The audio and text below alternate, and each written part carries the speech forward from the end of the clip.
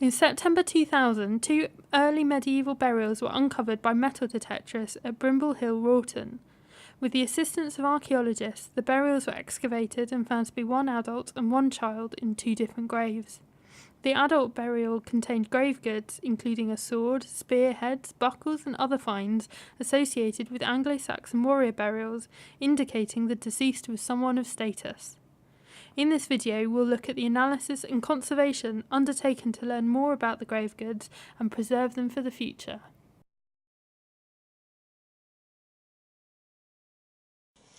Under normal circumstances, an organic material such as leather or wood just doesn't survive burial. It decays and disappears. But if in burial it's attached to or pressed up against a metal that's corroding, those corrosion products seep into the organic just for a few millimeters, and it begins a fossilization process. So this is what's called mineralisation, and it has a slightly preservative effect. So mineralised organics can be found mostly on iron, but also on copper alloys and lead.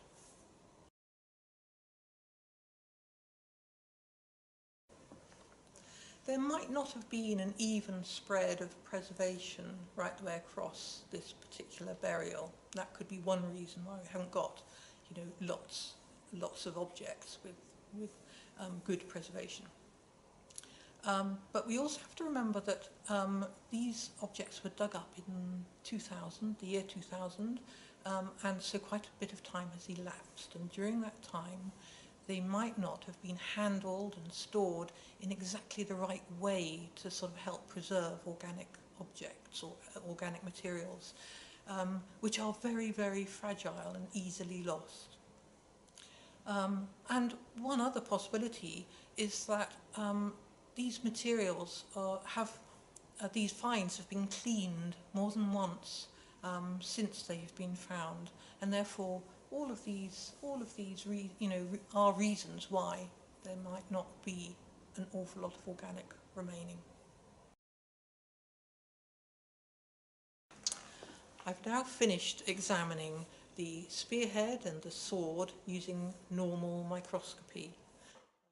It's clear that the spearhead has still got wood inside it, and it was wrapped in textile. The sword has a three-part handle or hilt made of either horn or wood, and it's got the remains of its scabbard, which was made of wood, but it was lined with an animal pelt, and it may have had another material covering the outside. Samples have been taken, and they are going to be looked at under electron microscopy. When that's done, it'll enable me to confirm whether or not those materials are the same or similar to those which have been looked at on other swords and spears of the same date. That'll tell us whether it's culturally, following the same lines as the others, or whether there's something different going on.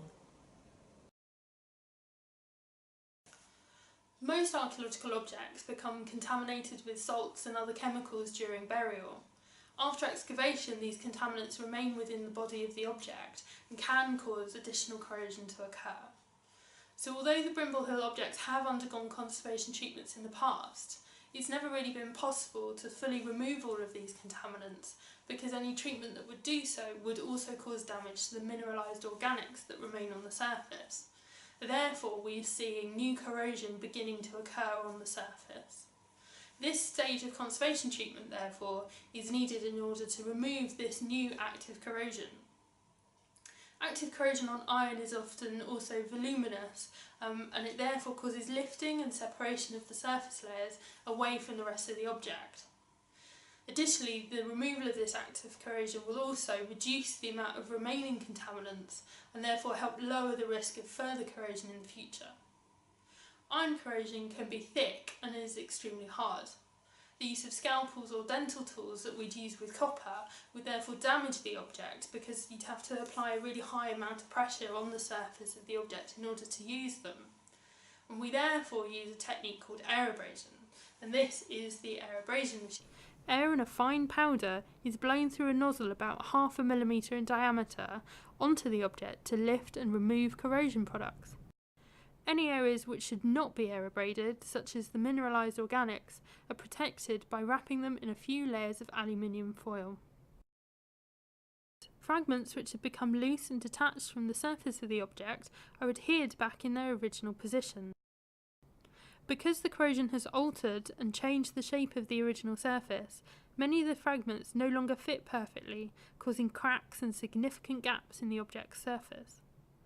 When handling these objects, the cracks increase the risk that the fragments will become lifted and detached from the surface once again. A tinted gap filler is therefore applied to these areas to support the fragments in their altered positions. Metal corrosion is highly influenced by the presence of water. By storing the objects in a very dry environment, the museum can help to reduce the rate of continuing deterioration and enable the objects to be available for research and on view for visitors for many years to come.